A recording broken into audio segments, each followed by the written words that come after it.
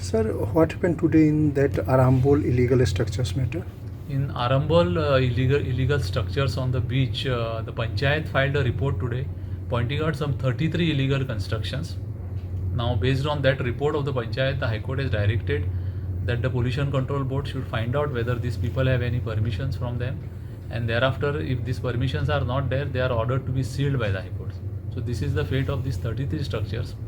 The Coastal Zone Management Authority has also filed a report pointing out some additional 48 structures which are illegal.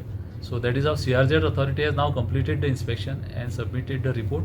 Totally, we have found around 217 structures which are illegal, and show cause notices will be issued to all these structures by the CRZ authority. It is in the ward number 4 of Arambol. Same ward, where this case is entirely now about that ward, Girkar ward, that area.